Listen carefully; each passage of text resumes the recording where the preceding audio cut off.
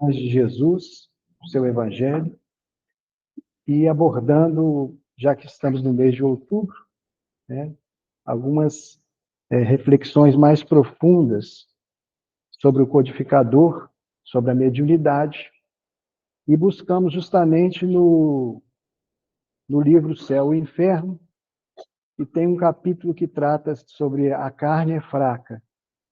Então, nós elaboramos esse tema com base nessa parte do livro do Céu e Inferno, e também ligando as reflexões sobre os fenômenos mediúnicos.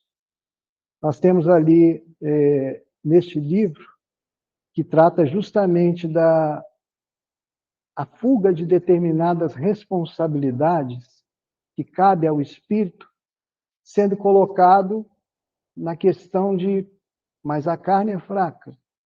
Então, a pessoa cai em determinadas tentações, julgando que essa queda se deveu à fraqueza da carne.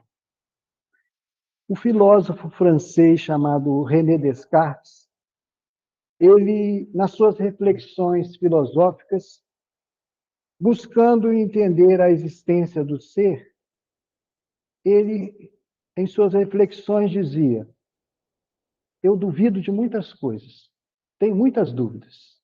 Logo, eu penso. Se penso, logo existo. Define assim o ser em função dos pensamentos que ele tem e das dúvidas que carrega. Percebe que, nas reflexões dele, ele não falou do corpo físico, ele falou do pensamento.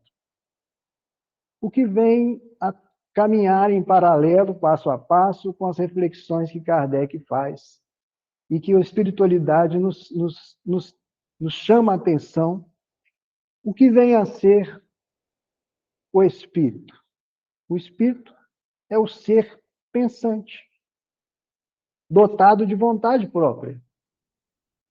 Quando Kardec observou as mesas que giravam, muita gente na França, naqueles salões ali, viram aquilo ali como se fosse um fenômeno, talvez do magnetismo, alguma coisa nesse sentido. Como é que pode uma mesa, uma cadeira começar a se movimentar? E, de repente, depois de muito convite para que ele fosse lá observar esse fenômeno, ele vai e observa e percebe que faziam-se perguntas à mesa ou à cadeira, e elas giravam e batiam, respondendo como se fosse num código Morse, né? 2 batidas era o sim, ou uma batida era o não, e a mesa se deslocava até determinada pessoa. Então, ele começou a perceber que havia uma inteligência por detrás daquele fenômeno. E movimentava, e não era só uma movimentação sem propósito, mas quando movimentava-se essas mesas, elas respondiam determinadas perguntas. Ora, uma mesa não tem cérebro, nem tampouco nervos. Como pode estar respondendo perguntas? Né? Então, procurou investigar para saber, por detrás daquele fenômeno, poderia haver uma inteligência, porque respondia perguntas inteligentes. Só um ser inteligente poderia estar respondendo perguntas inteligentes, mas sabe-se muito bem que uma mesa feita de madeira ou de ferro não tem cérebro, nem tampouco nervos. Como é que ela se movimentava? Como é que se erguia do chão, ia até determinados pontos, caía, despatifava-se pelo chão, ou às vezes caía como uma pluma leve, e assentava-se como se viesse a destruir a lei da gravidade. Como era possível aquilo? Ele viu, além do movimento da mesa e das brincadeiras que eram feitas, né, as perguntas, às vezes, sobre coisas pueris do dia a dia, né, que havia, então, um ser por detrás daquele fenômeno, que movimentava aquelas mesas. Então, era um ser inteligente. E começa, então, a se debruçar sobre esses experimentos e começa a reunir com outros pesquisadores que já haviam estudado esses fenômenos da mediunidade, que começou, já sempre foi parte da humanidade, né? E nós vemos isso em todas as épocas da humanidade. A Bíblia está recheada de fenômenos mediúnicos, mas naquele instante, aquela eclosão daqueles fenômenos acontecendo despertou a atenção do professor Hipólito Denizar Rivaio, que vai pesquisar e vai encontrar com outros pesquisadores e buscar médiuns de outros lugares que não se conheciam, enviar perguntas a esses médiuns e receber respostas e fazer ali uma espécie de analogia e comparação entre uma e outra para saber, ora, de 10 médiuns estão respondendo a mesma questão de forma idêntica e com algumas diferenças, a essência é a mesma. Então, eis aqui uma verdade. Tal era o critério do codificador, que ele dizia, se de 10 respostas uma estiver errada, ele refazia as questões, mandava novamente, porque dizia ele, é preferível desprezar 9 verdades do que aceitar uma mentira, porque a mentira tem um poder devastador. Observou, então, que havia um fenômeno que existia por detrás daqueles movimentos das mesas que giravam. Nas reuniões que ele começou a participar, veio a saber que quem movimentava essas mesas e fazia aqueles fenômenos, manifestações físicas, né, palpáveis, visíveis por todos que ali estavam naqueles salões, eram os espíritos, que eles diziam, somos os homens que viveram na Terra. Morremos, mas continuamos vivendo no mundo espiritual. Dizia, mas como é que vocês movimentam um objeto físico, palpável? Que força é essa? Como é que vocês são capazes de movimentar isso? E o Espírito diz, nós não temos mais as mãos, mas temos o pensamento e a vontade. É atuando com o pensamento direcionado pela vontade que nós atuamos no fluido cósmico universal que está em toda parte, no ar, na mesa, nas cadeiras. O nosso pensamento e o nosso desejo faz com que aquele fluido movimente-se e movimenta-se, então, o objeto que ali está presente.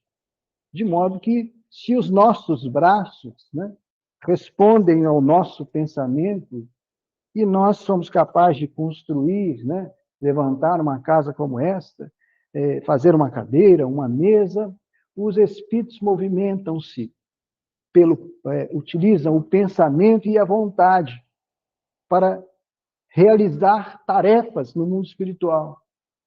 Veja que estamos falando de pensamento. Então, o que é o espírito? É o ser pensante, com vontade própria. Vê? Pensamento, vontade. Assim, eles movimentavam as coisas. Mas nós também somos espíritos. E se a resposta, os espíritos são capazes de mover objetos utilizando a força do pensamento e a sua vontade, nós também somos espíritos.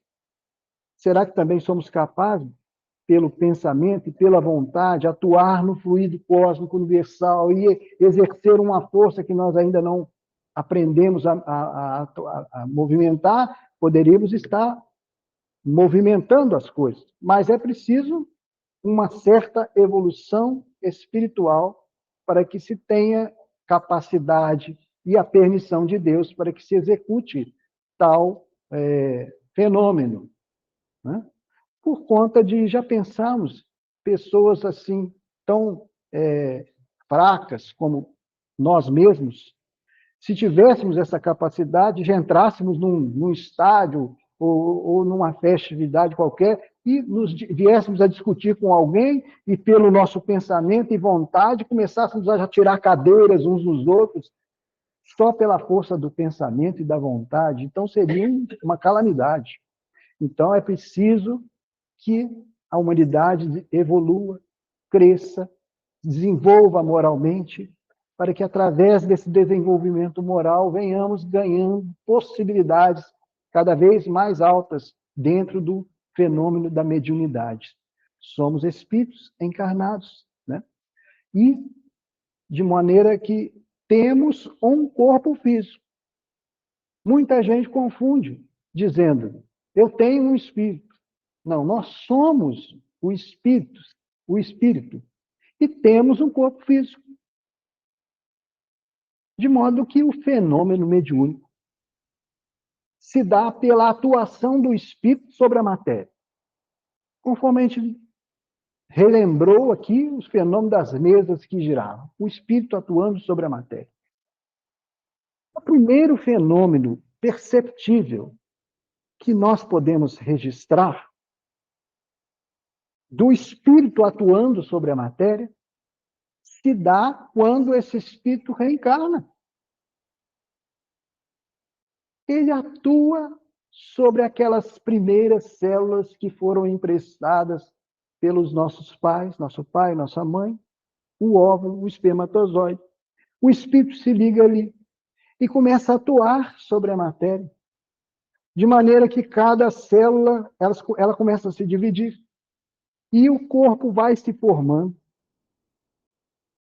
na medida da necessidade e das tendências do espírito que haverá de reencarnar. Como se a gente pensasse em fazer um bolo, por exemplo, e tivéssemos uma forma redonda, o bolo sairia redondo. Se eu pegasse uma forma quadrada, despejasse ali a massa de bolo, olha, as células vão se formar conforme a forma perispiritual daquele espírito que haverá de nascer. Se é uma forma quadrada, o bolo vai sair quadrado. Se quando eu vou tirar aquela forma do alto do armário, ela cair ao chão e se vier amassar-se, o bolo vai sair quadrado, mas com um amassado. Veja. De maneira que os problemas físicos que carregamos são resultados de imperfeições morais que o espírito ainda carrega de vidas anteriores e ficou registrada no seu perispírito. Mas quando ele está para nascer, muitas das vezes, traz essas marcas, essas fragilidades, determinadas enfermidades que ele haverá de ter de suportar ou de vencer, por conta que o seu organismo físico foi moldado conforme a atuação do seu próprio espírito. Veja, o espírito atuando na matéria primeira, então, fenômeno mediúnico perceptível, nós mesmos produzimos ao elaborar o nosso organismo físico. Atuamos sobre essa matéria. Mas será que nós paramos de atuar sobre essa matéria?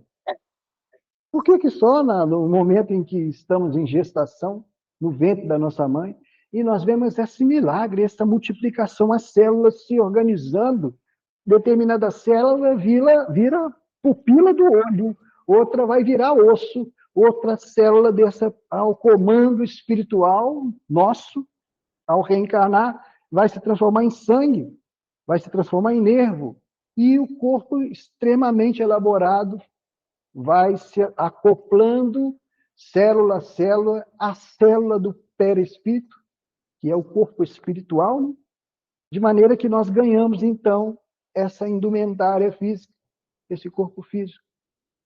E nós somos comandantes de bilhões e bilhões de células.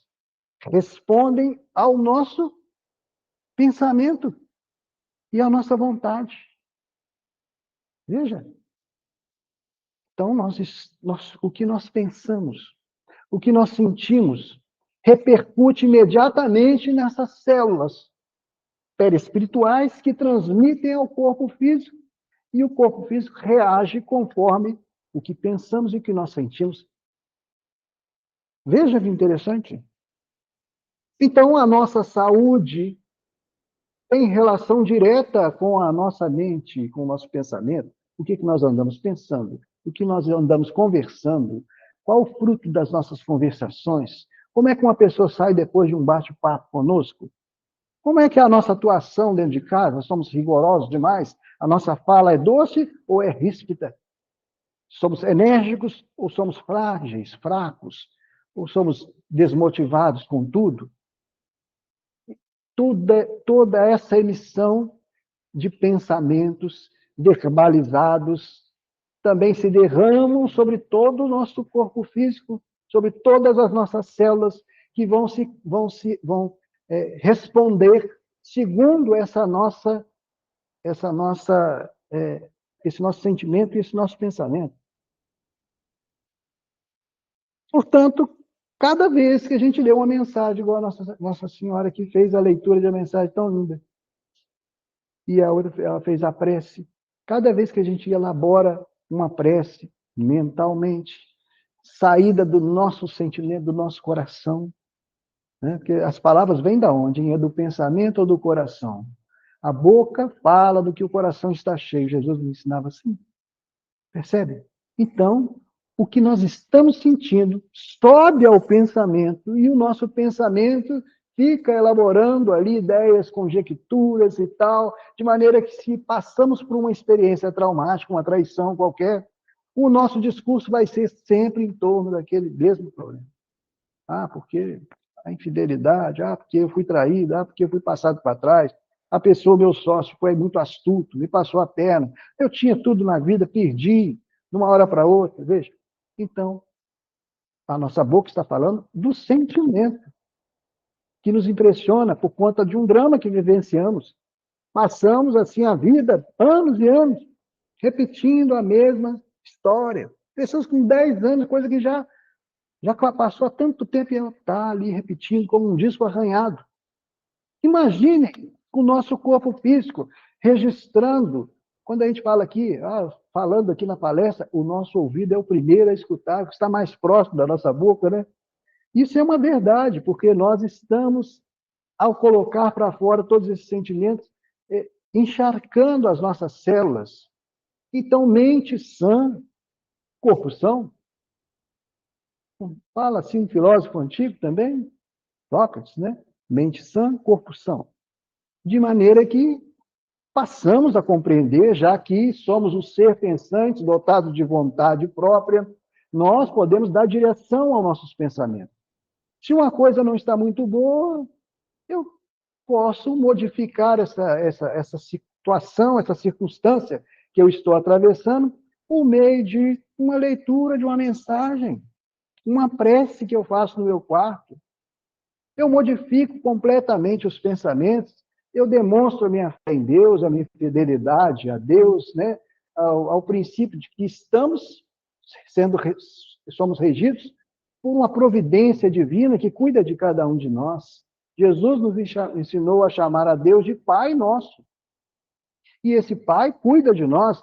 Ele chegou ao ponto de dizer, vós, sendo maus, sabeis dar as coisas boas aos vossos filhos. Se um filho te pedir, por exemplo, um peixe, quem é que vai dar uma pedra ao seu filho, né? Ou uma serpente? Então, se sabeis dar as coisas boas aos vossos filhos, que dirá o vosso Pai Celestial, que é perfeito, e atenderá o que vos pedirdes, de maneira que nós estamos, assim, levando em conta a oração, uma mensagem, uma palestra, uma palavra amiga que se dirige a alguém, somos os primeiros a receber de volta os resultados daquilo que desejamos ao outro. É sempre uma semeadura. A natureza aberta à nossa frente, aos nossos olhos, a nos explicar isso. Quem planta semente de laranja haverá de colher laranjas, né? Quem planta pimenta vai ter de comer aquela pimenta. A pimenta, mas você está plantando isso para quê? Porque eu quero dar para minha vizinha. Não gosto dela. Não, peraí. Quem planta é quem colhe. Você tem certeza? Você vai aguentar comer essa quantidade de pimenta que você plantou aí no seu terreno? De modo que nossas ações, nossos pensamentos, nossos gestos, nossas palavras, tudo isso é semeadura à nossa volta. E não adianta colocar a culpa no corpo físico para se eximir de responsabilidade, já que é o espírito quem pensa. Tirado o espírito do corpo, nós temos um cadáver ali, né? Então, quem é que sente? É o espírito. O corpo é só um veículo que nós estamos a dirigir. Se diante de um cadáver, você pode cortar ele, você pode doar os órgãos. O espírito não está mais ali, não sente mais nada. Mas enquanto vivo, uma agulha que nos espeta, a gente já dá um salto, né? De modo que nós estamos, todo o nosso corpo físico está subordinado os nossos pensamentos e aos nossos sentimentos. Por isso, orai e vigiai, para não cair em tentação. A oração e a vigilância, a orientação do Cristo nesse sentido, a nos dizer quais os fenômenos que a gente via o Jesus a fazer e que nos impressionam tanto. São as curas, né? Curou leproso, curou tal. E ele sempre dizia, não tornes a pecar para que não te aconteça coisa pior. Que é isso? É uma receita. Quando a gente vai no médico, ele nos cura, nos dá uma injeção, melhora-se o corpo físico. Fala só, vou te dar essa receita aqui. A pessoa, mas já estou bem, doutor. Depois dessa injeção, você melhorou, né? Mas tratem com esse aqui é a receita. Porque senão pode voltar a enfermidade pior. Né? E quando a gente não segue a recomendação, a enfermidade volta pior ainda. Não tornes a pecar, a cometer erros, para que não te aconteça coisa pior. Então, por isso que estudando a mediunidade, nós vamos entender o porquê que é tão recomendado aos médios que estejam estudando, que estejam assistindo palestras, buscando se instruir, porque cada vez mais que a gente estuda, nós temos elementos para modificar as virtudes, transformar as nossas tendências negativas em virtudes. Sabe? Mudança de comportamento moral quer dizer evolução espiritual. Um corpo perfeito responde a determinados trabalhos de educação moral, da nossa moral, dos nossos erros. Jesus ensina uma coisa interessante, ele fala, o reino dos céus é semelhante a uma mulher que pegou um pouco de fermento e misturou em 3 medidas de trigo e mexeu tudo aquilo, esperando até que a massa toda esteja levedada. Como é que pode o reino dos céus é uma receita de bolo, de pão, que ele estava passando? Ou ele está dizendo que esse fermento que a gente coloca em nós, de repente, toda a massa estará levedada. O reino dos céus não está fora, está dentro de vós. De maneira que o ser espiritual é o espírito que pensa, o pensante, o ser pensante, alimentando-nos com bons pensamentos, com boas mensagens, com boas palavras de esperança, de coragem, de amor, alimentando-nos, e é dando que se recebe, vê? Como é que eu me alimento de amor? É dando amor. Como é que eu me alimento? Eu preciso tanto de compreensão, mas ninguém me compreende. É sendo compreensivo, é dando que se recebe, é perdoando que se é perdoado. Como assim? Mas eu não consigo perdoar. A pessoa me feriu tanto, né? Me maltratou os meus familiares, eu não consigo. Perdoa, porque quem perdoa pede perdão para si mesmo. Já que nós somos herdeiros do nosso corpo físico, quando nós elaboramos ele, e os nossos pais nos emprestaram um material para que pudéssemos envergar essa indumentária física, existe uma genética familiar, de maneira que a gente se parece com o nosso pai, com a nossa mãe. E, às vezes, trazemos algumas coisas por herança genética do nosso pai, da nossa mãe.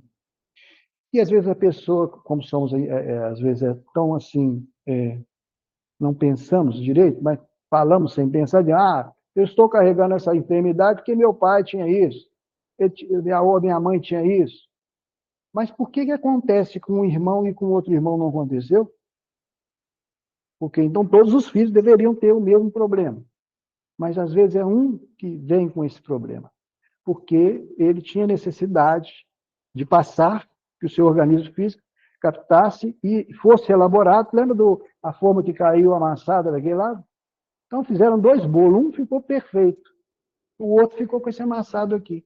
Então, no mesmo lar, às vezes nasce uma criança com determinado problema genético.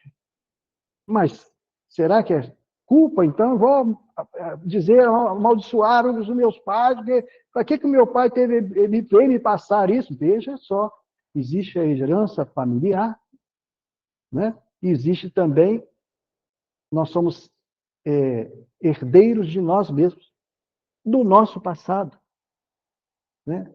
A genética pessoal. Nós somos filhos das nossas próprias obras que fizemos lá atrás. De maneira que essa forma que caiu e amassou, fomos nós de outras existências que pulamos em determinados precipícios e viemos a adquirir determinadas provações para vidas futuras. Daí essa mazela a nos acompanhar. Mas quando isso se manifesta no corpo físico, é um filtro. Cada vez que se passa o café pelo filtro, né, as impurezas ficam agarradas ali no filtro. E nós temos só o café fresco, né? Aquele filtro é o corpo. Então, às vezes, é esse bolo que veio amassado, né? Então, você vai passar por aquela existência por questão de expiação, porque noutra existência você amassou a si mesmo ao amassar os outros, ao pisar, ao ferir, ao agredir, né? Quem com ferro fere, com ferro será ferido. Então, às vezes, nós recebemos, em função dessa causa, o efeito na vida presente. Mas o corpo físico, funcionando como esse filtro, vai nos proporcionar libertação e redenção, se passarmos por essa existência com paciência, né? Diante das lutas, com as enfermidades que temos. Espera aí, mas o espírito ele não pode, pelo pensamento e pela vontade, atuar sobre a matéria? Seria possível, então, atuar sobre o nosso corpo físico, nos libertando de determinadas enfermidades?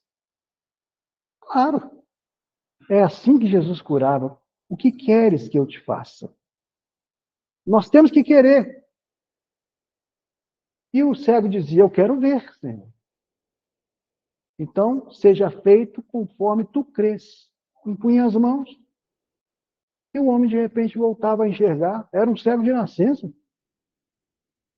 Sob o influxo de Jesus e sobre a sua vontade, ele voltava a enxergar. Os leprosos voltavam, ficavam limpos.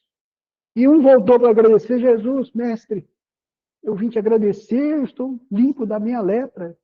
Eu estava condenado ao vale dos leprosos. E ele diz, a tua fé te salvou. Veja, realmente eu te curei, não a tua fé, que acreditamos, porque você movimentou o pensamento e vontade, você quis ser curado e se curou. Mas peraí, cadê os outros 9? Para mostrar aos discípulos que ali estavam, que todo bem que se faz, muitas das vezes vamos colher ingratidão. Talvez aqueles outros 9 correram, puxa, agora eu vou voltar para minha família, agora que eu estou são, e vou cobrar a satisfação de todo mundo. Porque me mandaram para o Vale dos Leprosos para ficar com a herança dos nossos pais. Quer dizer, menos um irmão, sobra mais, chegou lá tomado de cólera às suas residências. Esse leproso que, por exemplo, foi curado, chegou lá a pedir satisfação a todos os irmãos que o colocaram para fora. Eu vim pegar a parte da herança que me cabe, porque eu sou o mais velho, e vocês aproveitaram que eu estava doente, mas agora estou curado. Mas entrou naquela casa com este pensamento de tirar satisfação e de agredir a todos, uma cólera que carregava consigo, fez com que se derramasse bilis do fígado, mas é o bile que provoca a cólera? Ou é o espírito encolerizado que faz com que este efeito aconteça? E provavelmente adoeceu de novo. Por quê? Voltou a pecar. Não tornes a pecar. para não te aconteça coisa pior. Todo pensamento ruim, todo sentimento ruim, transforma as células em células ruins. Faz sentido? Como é que a pessoa pode esperar que a vida inteira ele vai estar saudável se o pensamento dele, o sentimento dele é negativo, ele não aceita nada, ele não quer conversa com ninguém, e quem quiser que me aceite assim, eu sou assim mesmo, e derrama em seu organismo físico toda aqueles pensamentos, e suas células respondem, o seu sangue modifica-se por conta dessas características de pensamentos e de sentimentos que ele está a proferir contra os outros, mas não dá conta que é contra ele, primeiramente. Pode até atingir um ou outro, mas se o outro sair daquela faixa e falar, coitado, ele está com algum problema em casa, porque me agrediu sem eu ter feito nada, vamos fazer uma prece por ele, olha, saiu da faixa. Então, a raiva contra alguém é a pessoa que toma veneno esperando que o outro morra. Não faz sentido. Por isso a recomendação do Cristo, amai-vos uns aos outros, perdoai-vos uns aos outros. Estamos pedindo perdão para os nossos erros. Não lembramos do passado, graças a Deus. Como é que poderíamos estar nos confraternizando e trabalhando uns com os outros, se nos lembrássemos das maldades que fizemos uns contra os outros, e o acaso não existe, estamos reunidos no mesmo lugar, na mesma família? Amai o vosso próximo. Quem é o meu próximo, Senhor? O mais próximo é a sua esposa que você escolheu para casar, é os seus filhos que nasceram ali, é os seus irmãos, é o ciclo de amigos, é a casa que você está trabalhando. Vão se aproximando, porque há uma equipe espiritual que cuida de uma genética do nosso corpo físico, nos ajuda. Há um espírito de luz, um anjo que nos protege, é um espírito protetor. Cada um de nós tem um. Podemos nos conectar com ele no silêncio da oração. Porque nós não somos pensamento, então não precisamos falar. Precisamos entrar em prece e oração e, no silêncio da prece, ouvir a resposta do nosso anjo protetor. Meu filho, não é às vezes com uma voz, mas é um pensamento. Não vá por aí. Este caminho é precipício, é sofrimento. Reflete melhor. Mas como você não pode, se você estiver agitado, alguém te feriu, você não consegue se acalmar. E pedíamos assim, Jesus, apareça para acalmar essa tempestade que eu atravesso, para cessar esses ventos que me atiram de um lado para o outro e eu estou sofrendo tanto. E ficamos aguardando Jesus venha acalmar a tempestade, os mares. Mas Jesus aparece, muitas das vezes, para acalmar o marinheiro. A tempestade com Jesus. Sedes perfeito como o vosso Pai Celestial é perfeito. Ele faz nascer o sol sobre bons e sobre maus. E faz descer a chuva sobre justos e sobre injustos. Cai sobre todo mundo. Então Jesus acalma o marinheiro, e o marinheiro calma, enfrenta a tempestade, aprende a navegar, embora esteja chovendo, o mar levando para lá, jogando o barco para cá, a nossa embarcação física, né? Açoitado por um lado e para o outro, mas estou sereno, porque meu Pai cuida de mim. E eu sei que não vai acontecer nada de ruim, porque Ele tem os fios de cabelo da minha cabeça, todos contados. Jesus falou isso. O vosso Pai, sabeis quantos fios de cabelo tem em vossas cabeças, são todos contados. Não cai uma folha de uma árvore sem a permissão de Deus. Então, confiante, calmo, ele enfrenta as tempestades, passa por elas e se torna alguém que tem autoridade para ensinar e para acalmar também outros corações. Veja, o que faz o barco afundar não é o mar, não é a água do mar que faz o barco afundar. O que afunda o barco é a água que entra dentro do barco. Percebe? A água que está fora não afunda, o barco continua. Mas se você deixar essa água entrar, daí a pouco você está afundando. Então, como é que nós temos que nos portar? Como é que nós sabemos que a mediunidade é um talento que nos foi entregue para que viéssemos multiplicar as nossas virtudes no mundo, nos tornando melhores, veja. E nos tornando melhores, acendendo a nossa própria luz, haveremos de acender a luz de outros, a nos observar o esforço por mudar a nós mesmos, sem a pretensão de mudar ninguém, porque cada um consegue mudar somente a si mesmo. Estamos interagindo uns com os outros. Então Jesus fala, deixai brilhar a vossa luz diante dos homens, porque eles vendo as vossas obras, haverão de glorificar a Deus. Então, acendei as vossas luzes, né? Como que luz é essa? Senão a virtude que nós temos que procurar desenvolver em nós mesmos. O talento que todos nós carregamos, a mediunidade, ostensiva ou não, Kardec nos diz, todos somos médiuns. Uns mais ostensivos, outros não. Mas por que uns são ostensivos e outros não? Mediunidade seria prova? Seria expiação? Seria missão? Se considerarmos a mediunidade como um talento, é neutra. O que nós vamos fazer dessa mediunidade é que haveremos de valorizá-la. E valorizando a mediunidade, valorizando a nós mesmos, nos enriquecendo de virtudes, multiplicando o talento.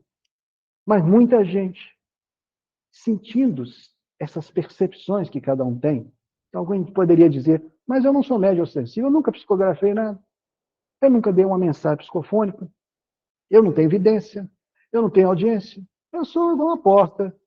Peraí, mas você já teve alguma intuição? Tipo assim, não, eu não vou passar nessa rua, não, engraçado, estou com sensação estranha que, não, vou passar por outro lugar. E de repente, nossa, ainda bem que eu não passei por ali, aconteceu um acidente ali, se eu estivesse passando aquele troço. Ou uma inspiração, né? Estou conversando com alguém e não sou médium, não sinto nada, nenhum espírito falando no meu ouvido, mas eu começo a conversar com alguém e falo assim, poxa, você não está bem, cara. O que houve, cara? Você está rindo, está me contando umas coisas engraçadas aqui, mas eu estou sentindo que você não está bem. A pessoa, cara, começa a chorar. Começa a chorar, te abraça. Aí você fala assim, ué, você está chorando por quê? Não, cara, eu estou passando um problema tão sério lá em casa, eu não tenho ninguém desabafar. Você citou isso aí, pô, cara, eu falei, não, pode chorar à vontade, meu amigo. Estou aqui, eu também já passei por isso. Porque amai vossos semelhantes, né? Jesus fala. Porque semelhantes também são os nossos problemas. Ó, alguém te aproxima de você e te traz uma problemática, você fala, eu não posso falar sobre isso, porque eu estou atravessando o mesmo problema. Não. É justamente por isso que Deus permitiu que essa pessoa viesse te questionar sobre essa questão. Porque você vai falar do que você já venceu. E ela fala, nossa, como é que você sabe disso tudo? Você está falando de você mesmo, mas está afetando, está atuando nela, de modo que você levanta um paralítico, porque a pessoa estava paralisada naquela dor. A dor nos prende, nos deixa imobilizados. Você fala, tem esperança, você vai vencer. Você é filho de Deus, herdeiro das estrelas, brilhai a vossa luz, tenha coragem. O mar vai se serenar, a tempestade vai passar, que você vai ter condições de ajudar a tanta gente. É por esse motivo que você está passando por isso, veja. A pessoa chora. E você vê ela chorando e fala assim, mas ela está chorando por quê? Porque ela tem lágrimas em abundância? Por isso ela chora com tanta facilidade? Ou o espírito dela é sensível, faz com que brote lágrimas dos seus olhos e ela, sensibilizada, chora? Uma outra pessoa assistindo a mesma peça de teatro, ouvindo o mesmo problema, diferente. Falta lágrima nessa outra pessoa? Não. Veja, não é a carne, não é as glândulas, não é o corpo físico, é a sensibilidade espiritual. Por isso, cada vez que nós sentirmos uma vontade de dizer alguma coisa boa para o outro, vamos dizer que nós estamos repartindo o pão da experiência que nós já vivenciamos com o outro que talvez esteja faminto de uma palavra amiga. Falou, vai lá no centro lá que tem cesta básica. Eu falei, não estou com fome, não. Não estou precisando de cesta básica. Aliás, eu estou sem comer tem 3 dias. 3 dias sem comer. É. Porque quando o problema vem, a primeira coisa que vai embora é apetite. Você perde a fome. Não tem vontade de comer nada, não quer conversar com ninguém. Então, quando a gente tem a caridade de ouvir, veja, emprestar um pouco do nosso tempo, do nosso ouvido, levanta o paralítico, coloca ele de pé de novo, faz ele acreditar que é possível, e todos os fenômenos fisiológicos que estavam acontecendo com ele vão aos poucos melhorando, porque ele se sentiu encorajado. Veja, qualquer cura que Jesus fazia, antes ele conversava com a pessoa, né? E creia no reino dos céus. O reino dos céus está dentro de você. Você está no mundo para ser feliz, para amar. Então ama.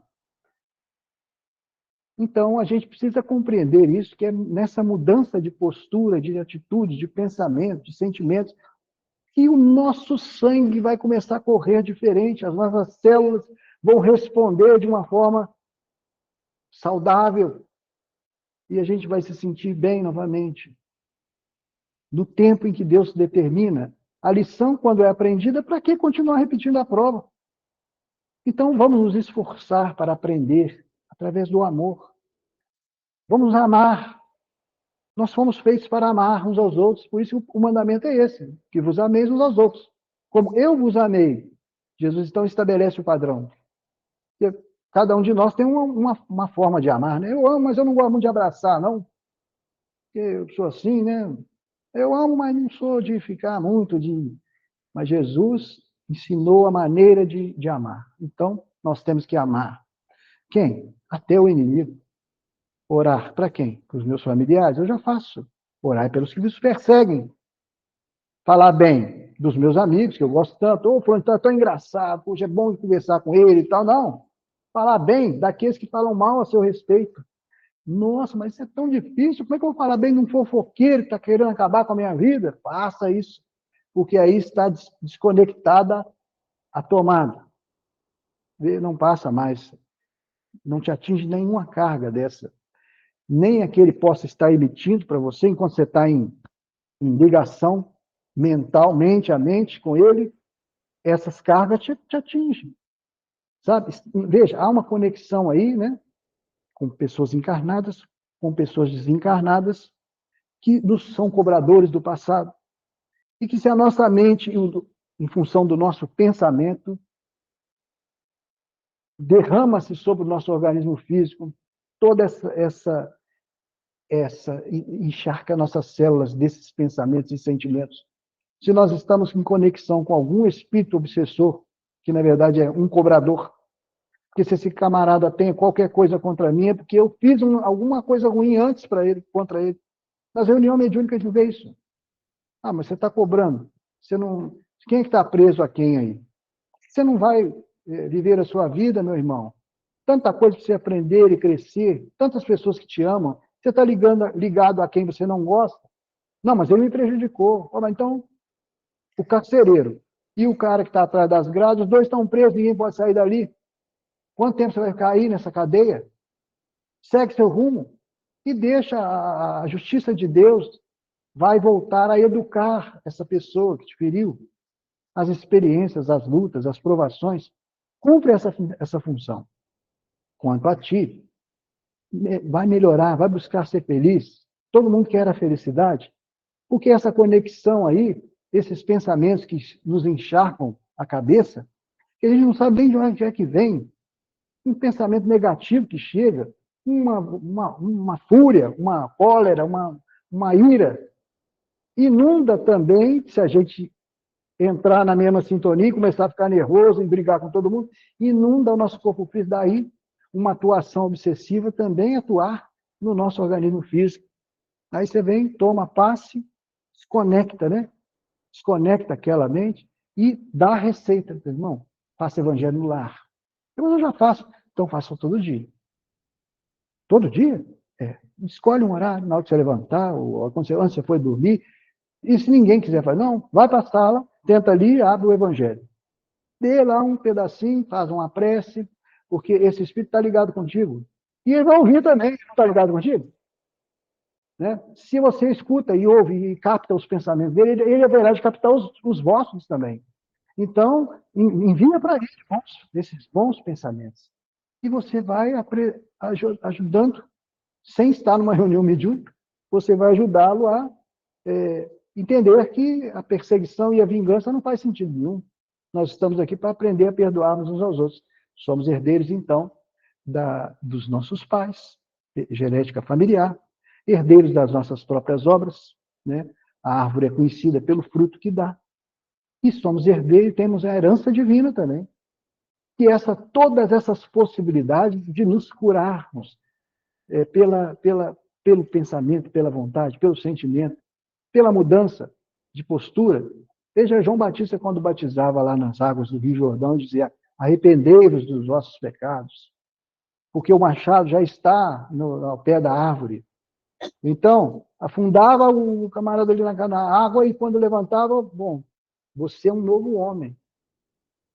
Renasça hoje. Então, renascimento todos os dias. Todo dia é uma possibilidade, inúmeras circunstâncias para amarmos uns aos outros, para praticarmos o bem. E o bem que a gente faz a alguém é o bem que volta para nós. O bem que a gente faz é nosso advogado em qualquer parte. Onde é que a gente for e alguém que tivesse contato, a gente nem sabe como é que chegou uma ação boa que a gente fez para alguém. Chegou em outro e ele fala: rapaz, eu ouvi falar de você, você fez tão bem para minha mãe.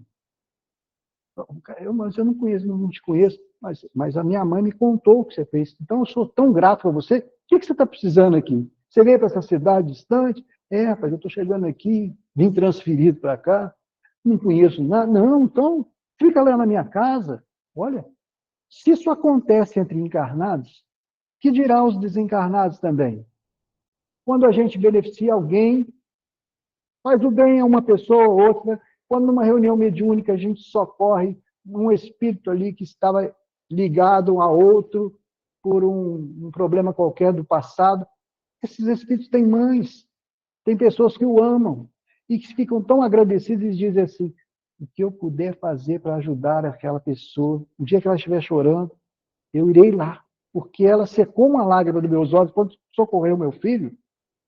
Então, eu vou me dedicar também para fazer alguma coisa de bom para ela. Então, veja como é que essa conexão vai se estabelecendo e como é que a gente vai se transformando, né, por conta dessa mediunidade que nós estamos falando de coisas simples. Né? Mas eu não sou médium, mas se você sonha à noite, você vê o espírito, quando você está dormindo, né?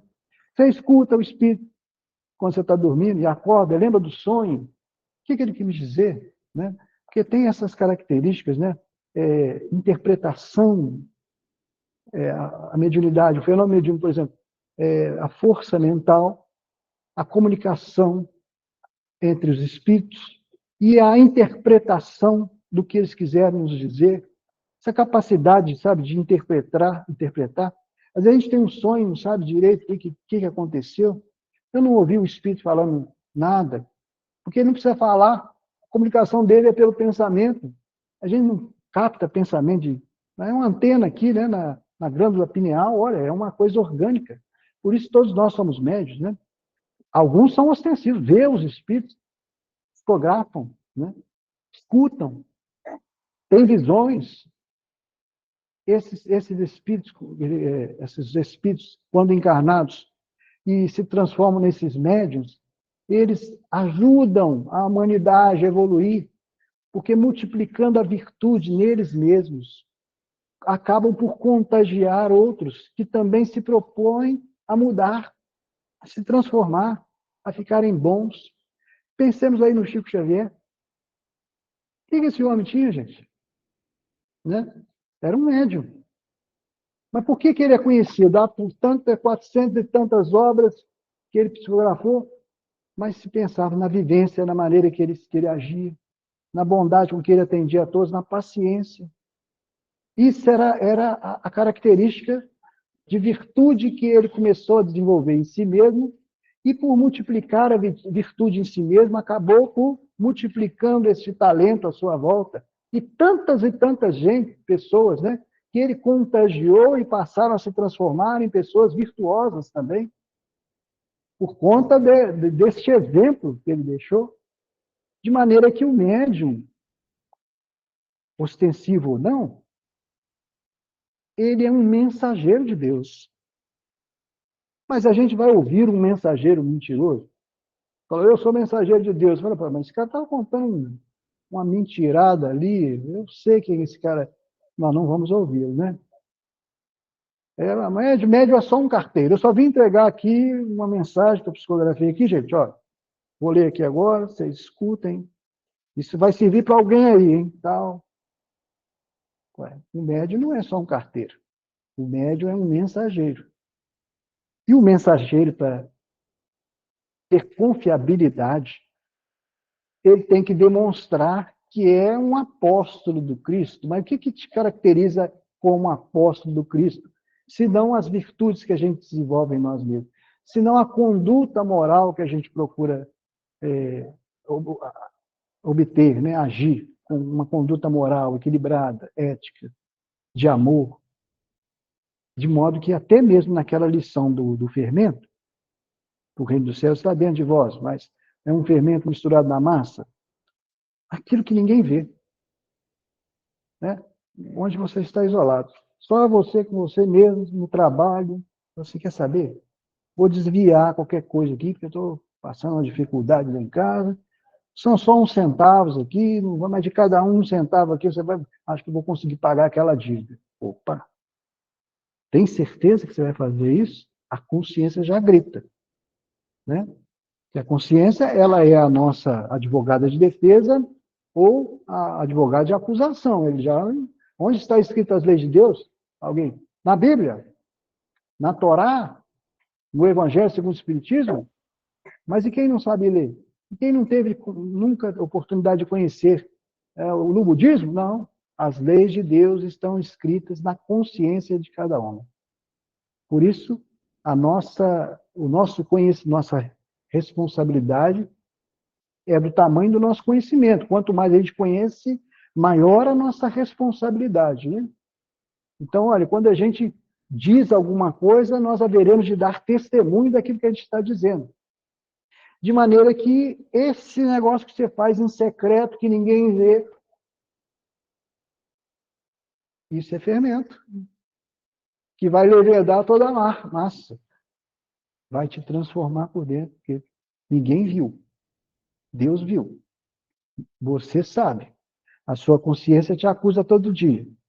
Como é que você vai anestesiar a sua consciência? Uma coisinha toda, ninguém vai sentir aqui. Mas você viu, e aquele é fermento, vai te transformar em uma pessoa desonesta, uma pessoa corrupta, uma pessoa mentirosa. E quem vai acreditar nesse mensageiro, que é médium? Participo da reunião mediúnica, ninguém sabe daquilo que eu fiz.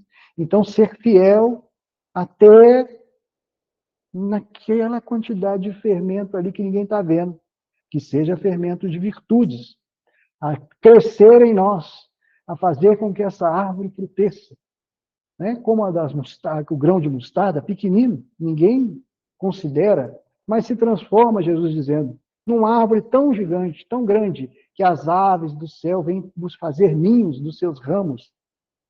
Quando nós nos transformamos em pessoas virtuosas, boas, nos dedicamos a ser um apóstolo do Cristo, ou seja, as pessoas vão confiar porque sabem da minha conduta, né? Como é que vai se confiar numa mensagem de um médium? Poxa, observa a conduta dele, como é que ele é, né? Como é que ele é em casa, Poxa, esse homem é uma pessoa de virtude, olha o Chico, né?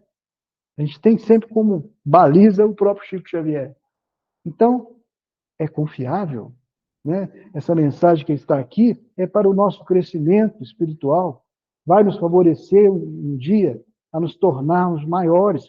Quanto mais virtuosos nos tornamos, mais sadio o nosso corpo físico, mais não temos necessidade de determinadas provas, porque já estamos no caminho reto, embora o guia e modelo para toda a humanidade esteja sempre em movimento. Nenhum guia deixa as pessoas paradas. Ele quer nos transformar, nos movimentar. E onde houver ódio, que eu leve o amor, onde houver dúvidas, que eu leve a fé, onde houver desespero, né, que eu leve a verdade. Então, para onde eu estou pedindo ir? Para ir? Eu quero ir para onde tem ódio. Para quê? Para que eu leve o amor. Onde tem pessoa num desespero danado, que eu possa levar na paz. Onde houver treva, onde todo mundo ali é só espírito que faliu em outras existências e estão seguindo as mesmas tendências. Não, ali eu vou ser a luz, eu vou ser massacrado. Mas Jesus te coloca ali para brilhar a vossa luz naquele ambiente. Porque talvez é só ali que nós poderemos ser úteis nessa existência, nessa encarnação. Então, quando isso acontece, a gente se torna mensageiro, virtuoso, cheio de virtude, apóstolos do Cristo, porque carregamos as virtudes, seguimos nas lições que ele nos deixou, e por seguir nas lições que ele nos deixou, vamos nos modificando por dentro, vamos nos transformando em pessoas virtuosas, ou seja, santificando-nos.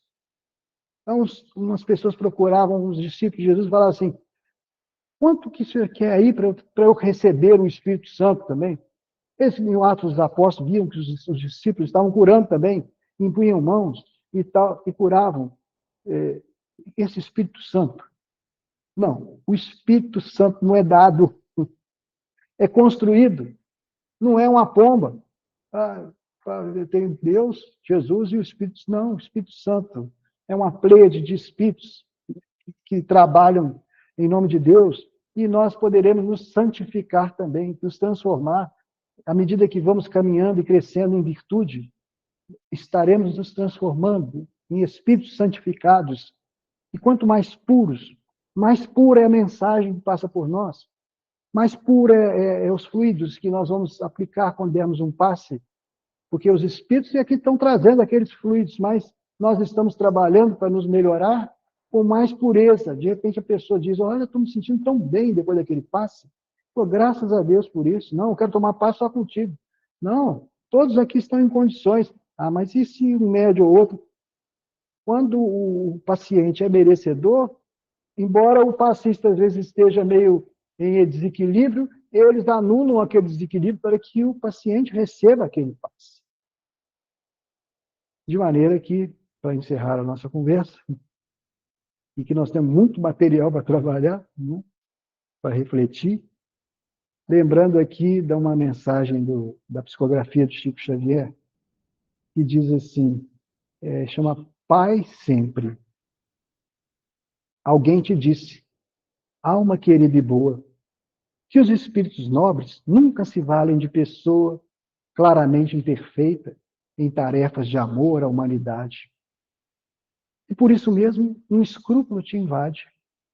E receando a própria imperfeição, foges do privilégio de servir, em que o Senhor te pede trabalhar a fim de conquistar o celeste porvir. Reflitamos, no entanto, entre simples lições da natureza, a semente germina em lauréis de esperança, muito a ver sobre a lama, ascorosa e indefesa. A fonte não seria exemplo de bondade, em que a vida enxameia, se recusasse deslizar sobre tratos de terra e lâminas de areia. Olha as flores do charco, embalsamando campos e caminhos. A rosa não desdenha florescer entre punhais de espinhos. Mas pensa ainda conosco nas fraquezas e nas lágrimas que carregas. A luz seria a luz, e o sol seria o sol se fugisse das trevas. Esquece pessimismo, acusação, censura. Nada te desanimes, ergue-te e vem, conquanto enfermo e rude. Mesmo assim, se deves, sofre e paga em amor, paz e luz. Sem desertar, porém, de servir com Jesus, vem cooperar no amor que devemos ao mundo. Reconhecerás, por fim, que só se vence o mal pelo serviço ao bem, e que as bênçãos de Deus jamais nos desampara e nem despreza a ninguém. Que Jesus nos abençoe, que tenhamos força para trabalhar o nosso pensamento e o nosso sentimento, e haveremos de encontrar a felicidade, porque a felicidade tem o tamanho da felicidade que proporcionamos aos outros. Que Deus nos abençoe.